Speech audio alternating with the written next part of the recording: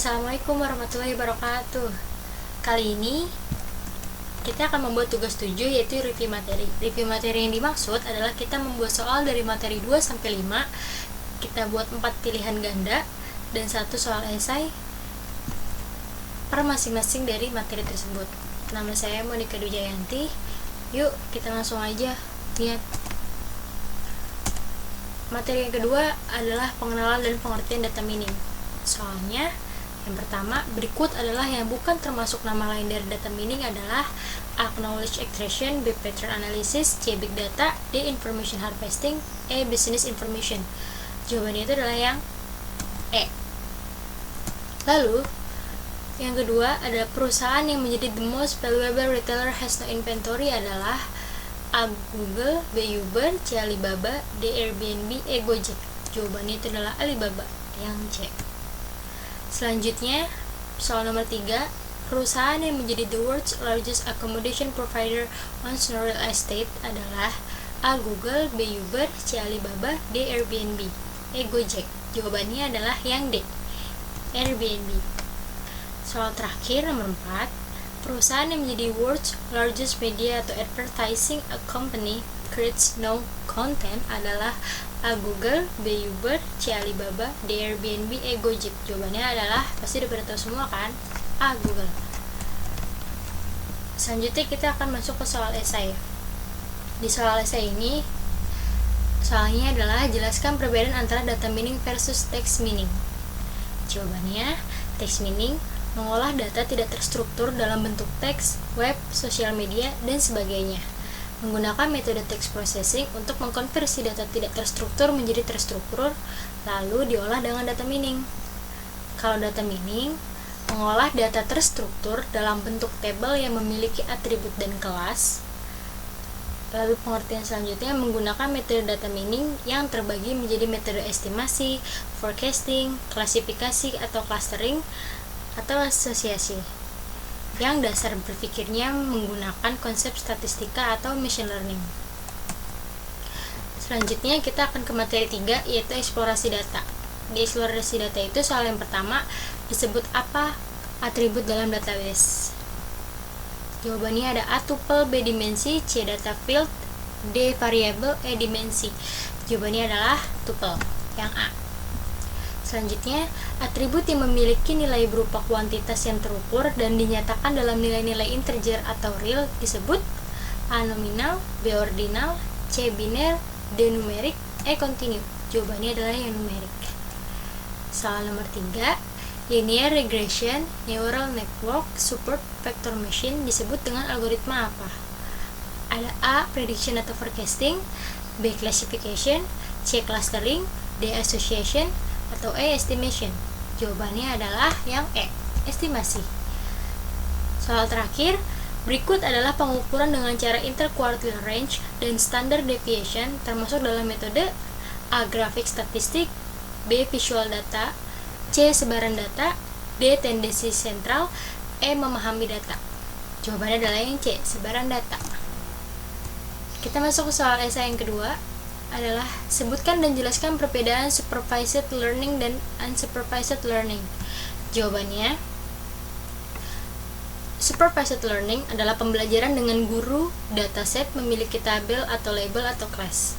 Sebagian besar algoritma data mining yang termasuk dengan estimation, prediction, forecasting, classification adalah supervised learning.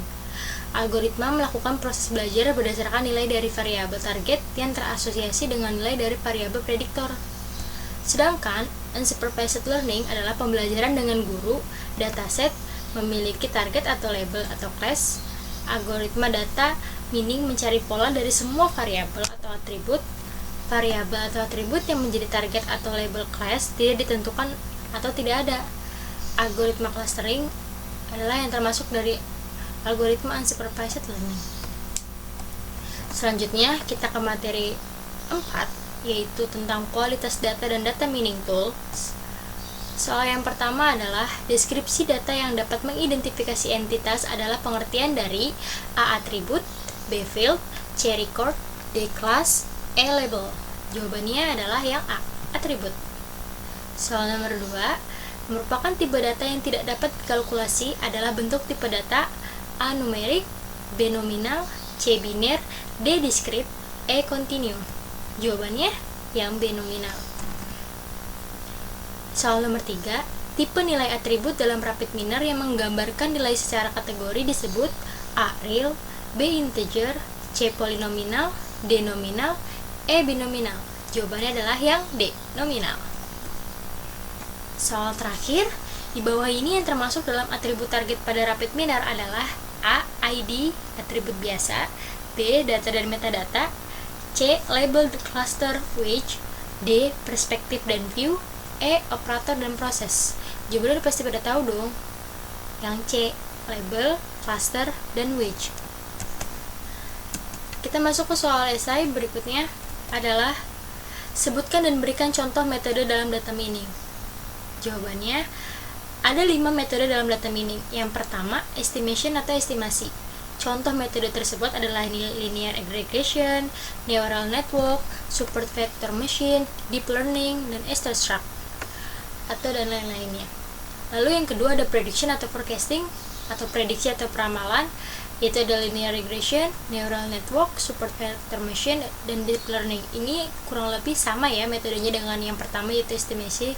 Jadi jangan khawatir untuk bilang sama atau tidaknya. Lalu selanjutnya adalah yang ketiga adalah classification atau klasifikasi. Ada metode naive bayes atau selanjutnya K-nearest neighbor atau C4.5, ED3, CART, linear discriminant analysis, logistic regression, dan lain-lainnya. Selanjutnya yang keempat ada clustering atau clustering. Itu termasuk dari K-means, K-medoids, self-organizing map atau SOM, ada fuzzy C-means, dan lain-lainnya.